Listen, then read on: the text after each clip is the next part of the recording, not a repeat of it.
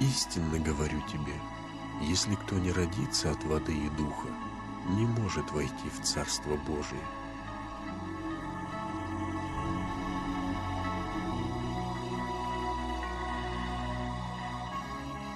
Беседа о 10-й части символа веры.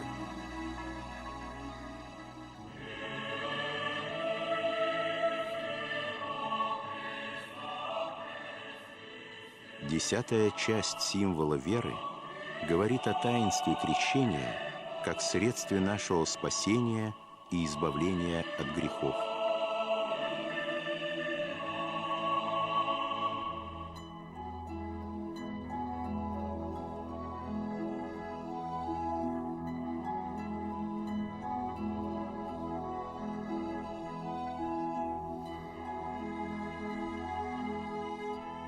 «Исповедую едино крещение во оставление грехов».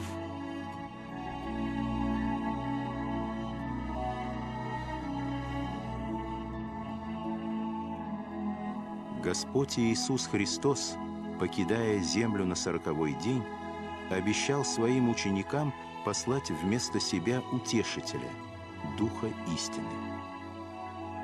Он это исполнил через 10 дней после Вознесения. В виде огненных языков на апостолов сошел Святой Дух, третье лицо единого Бога Троицы. Этот день считается днем рождения христианской церкви, которая является местом сугубого присутствия Святого Духа.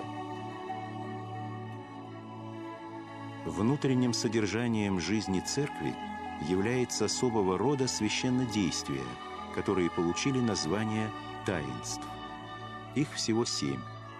Таинство крещения, миропомазание, покаяние, причащение, венчание, священство и елеосвящение.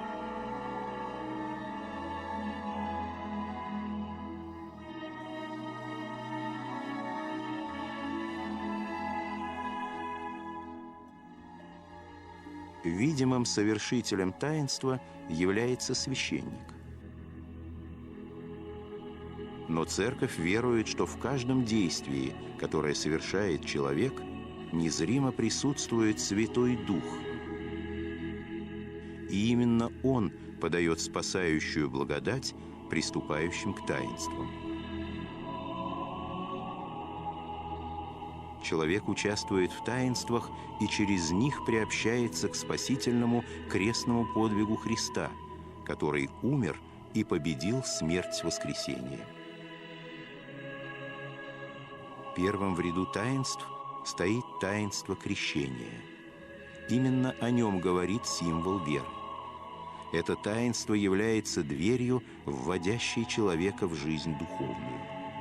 Так велики благодатные дары, подаваемые человеку в крещении, так глубоко невидимое преображение его естества, что это таинство справедливо называется рождением свыше.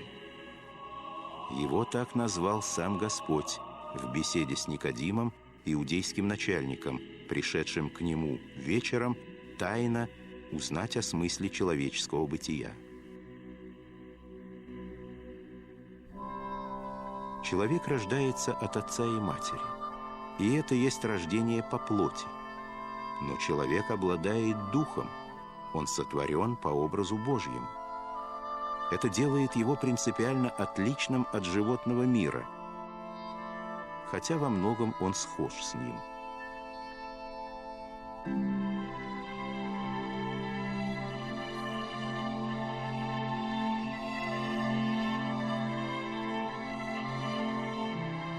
Человек должен осознать свое коренное отличие от всего остального мира.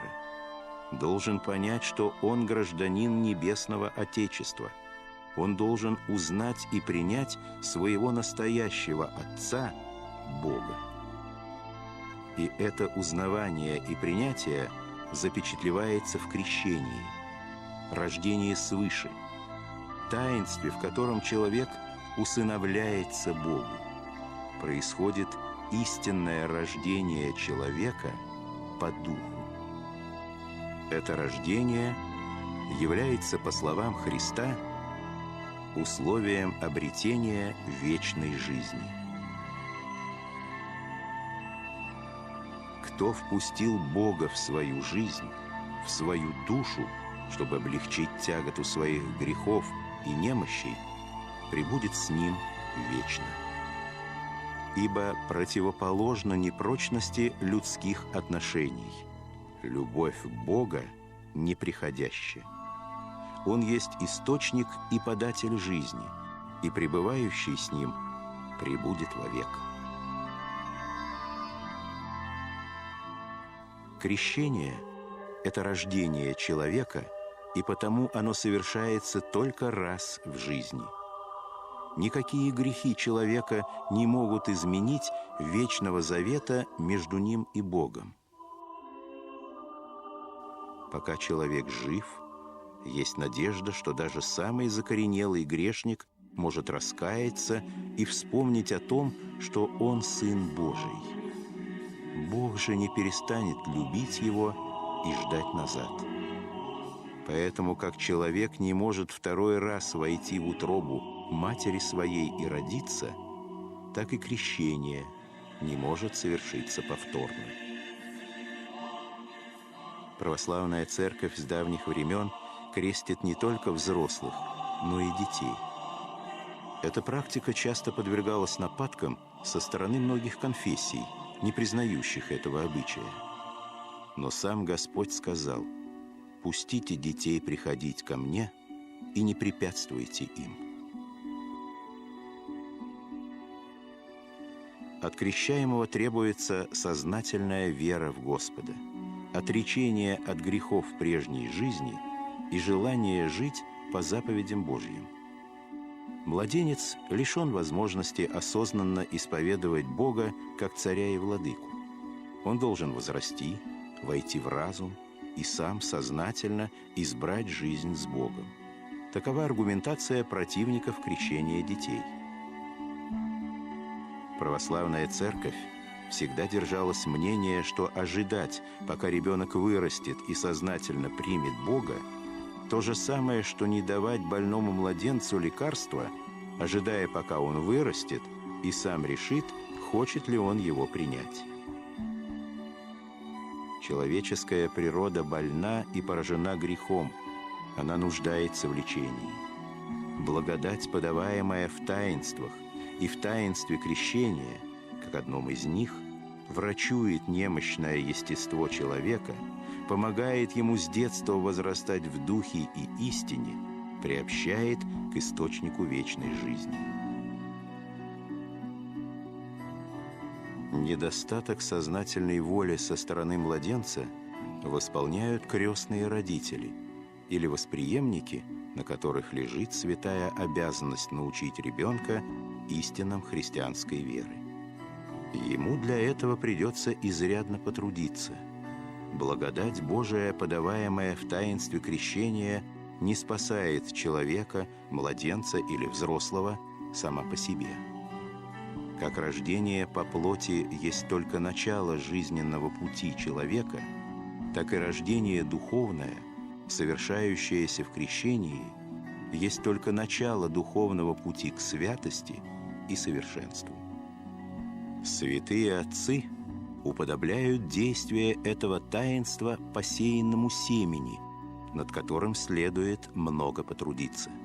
Взрыхлять землю нашего жестокого сердца, вырывать с корнем сорняки страстей, поливать живой водой молитв и добрых дел. Только тогда это благодатное семя новой жизни и рождения свыше возрастет и принесет духовные плоды.